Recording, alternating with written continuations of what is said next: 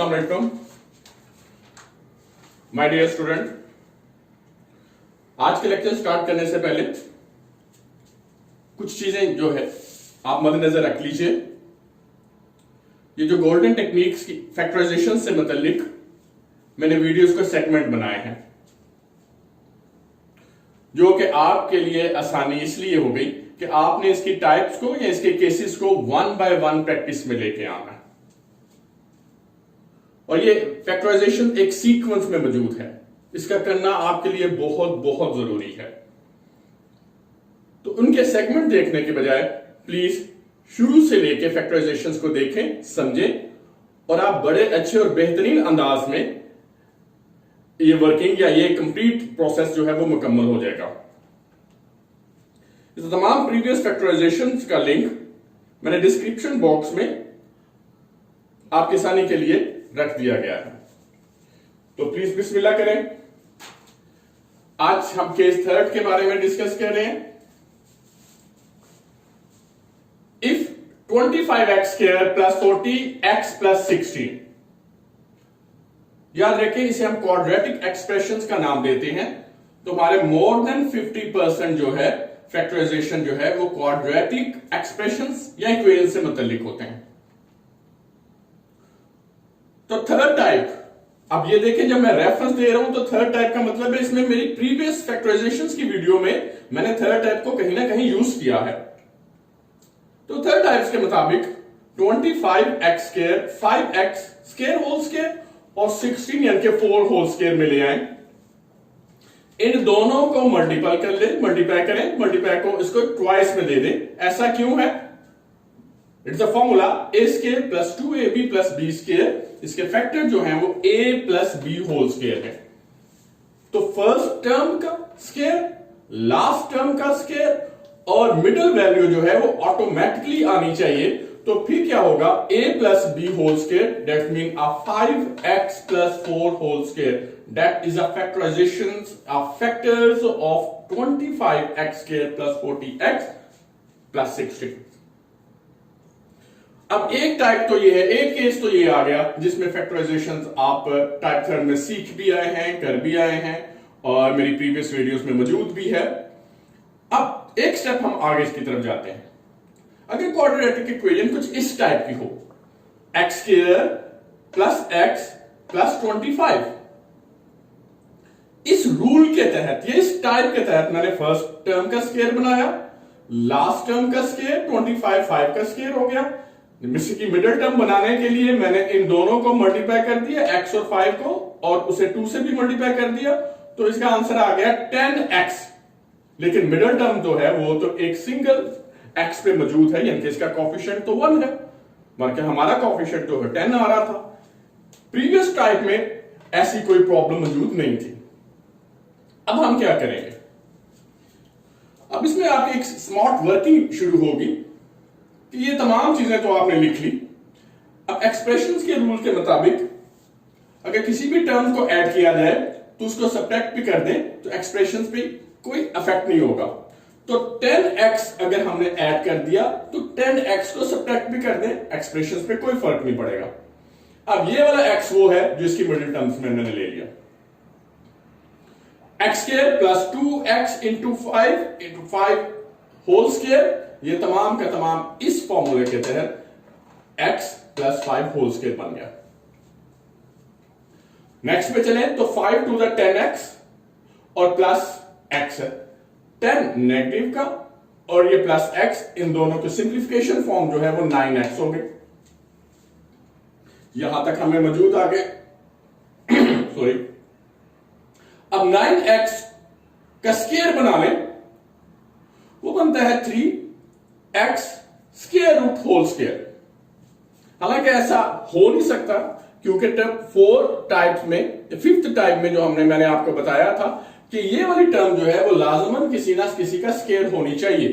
अगर स्क्वायर नहीं है तो इन केस के आप ऐसा भी कर सकते हैं कि x को x square root whole square ले लें तो वो x ही के इक्वल होता है। तो अगर हमने ऐसा कर भी लिया तो ये तमाम मैथ के रूल्स एंड रेगुलेशंस के मुताबिक। तो टाइप 5 बनी x plus 5 whole square minus into 3x square root whole square. एक दफा इन दोनों को प्लस और एक दफा इन दोनों को माइनस कर दें। देखिए एक बात याद रखिएगा कि स्क्वायर रूट में जो x मौजूद है, अगर ये नेगेटिव वैल्यू होती तो ये कॉम्प्लेक्स में चले जाएगा। तो ये टेक्निक भी यूज हो सकती है, लेकिन ये टेक्निक तब यूज करेंगे आपके सिलेबस में जो ये वाली टर्म आएगी ये भी स्क्वायर में मौजूद होगी। यहां तो जो मैंने एग्जांपल दी है वो स्क्वायर में मौजूद नहीं है, लेकिन हमने इसका स्क्वायर बना लिया है। लेकिन आप परेशान ना हो, आपके पास जो क्वेश्चंस आएंगे जो सिलेबस में होंगे उसमें यहां स्क्वायर बना होगा। अब अगले केस में जाते हैं। अगर ऐसे क्वाड्रेटिक एक्सप्रेशन आई x square plus 14x plus 48, हमने x को स्क्वायर बना लिया, लेकिन जो ही हम कांस्टेंट टर्म में जाते हैं तो ये 48 कोई भी रिफ्लेक्सिव का स्क्वायर नहीं बन रहे। यानी कि यहां अगर 49 होता तो वो 7 मल्टीप्लाई बाय 7 यानी कि 7 का स्क्वायर बनती। तो लिहाजा अगर यही पहले ही स्टेप में अगर ये तमाम के तमाम रूल्स एंड रेगुलेशन फेल हो जाते हैं तो इसका मतलब है कुछ ना कुछ और इसके लिए दरकार है। इस मेथड को इसकी फैक्टराइजेशंस करने के लिए कोई और मेथड दरकार है। अब वो कौन सा मेथड है? अब हम क्या करें, अब इसी क्वेश्चंस को हम देखें। X square plus 14x plus 48। अब ये फिर दोबारा आप गौर करें तो ये क्वाड्रेटिक एक्सप्रेशन, एक्स स्क्वायर का कोफिशिएंट है 1 और कांस्टेंट जो है वो 48 है। आपने कांस्टेंट को एक्स स्क्वायर के कोफिशिएंट से मल्टीप्लाई कर देना है, यानी कि यहां 1 मौजूद है, लिखते नहीं है। 1 इंटू 48 दैट्स 48। अब 48 के सारे फैक्टर्स आपने बना लेने हैं। 1 इंटू 48, 2 इंटू 24, 4 इंटू 12, 6 इंटू 8। इन तमाम को अगर आप मल्टीप्लाई करें तो 48 आते हैं। अब ये एक पेयर बन गए, इनके फैक्टर्स बन गए। अब हमने इनमें से वो वाला पेयर उठाना है जिसको प्लस करते हुए हमारे पास मिडल टर्म आए। ये मेथड मिड टर्म ब्रेकिंग भी कहलाता है। ये बहुत बहुत अहम है आपके सिलेबस में। अब इसमें देखें 48 में मैं 1 ऐड करूं तो 49 बनता है, या 48 में 1 सब्ट्रैक्ट करूं तो 47 बनता है। वो किसी भी सूरत में मिडिल टर्म के कोफिशिएंट के इक्वल नहीं है।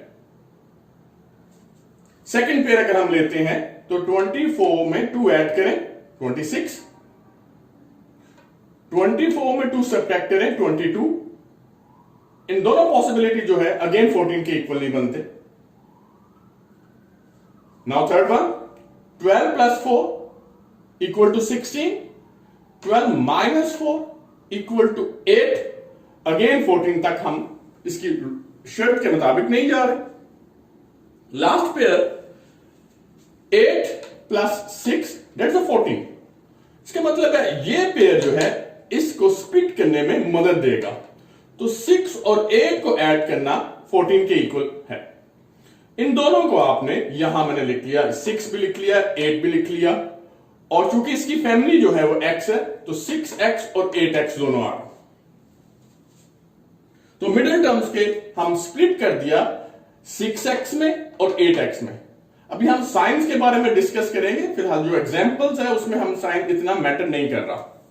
तो 6x और 8x दोनों प्लस के हैं। अब आपने क्या लिखना है नेक्स्ट स्टेप में, एक्स स्क्वायर। अब 14x की बजाय उसके जो पार्ट्स हमने बनाए हैं 6x और 8x, जो मिड टर्म ब्रेक की है वो आप लिख लें प्लस 6x प्लस 8x। अगर 8x पहले भी लिख लें और 6x बाद में भी लिख लें तो इसमें कोई ऐसा मसला नहीं है, क्योंकि ये कम्यूट प्रॉपर्टी रखते हैं। प्लस 48। अब आप टाइप 2 में जाएं।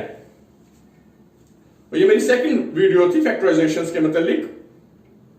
टाइप 2 में जाएं तो उसमें ग्रुपिंग टाइप है। इसमें अगर 4 टर्म्स हैं तो इसके ग्रुप बनाना होते हैं, यानी कि पेयर बनाना होता है। फर्स्ट पेयर में आपने कॉमन चेक करें, जो कि फर्स्ट टाइप के मुतालिक था, x कॉमन आया, इनटू में x प्लस 6, और सेकंड पेयर में 8 कॉमन आ रहा है और 8 आपने कॉमन लिया इंटू एक्स प्लस 6, 8 6 48। अब यहां आपके फैक्टर सही है कि गलत हैं?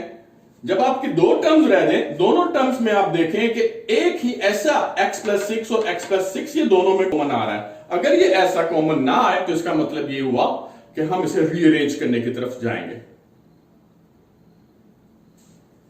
तो x into x plus 6 plus 8 into x plus 6, इसमें x प्लस 6 और x प्लस 6 को कॉमन ले लीजिएगा, बाकी x प्लस 8 रह गया।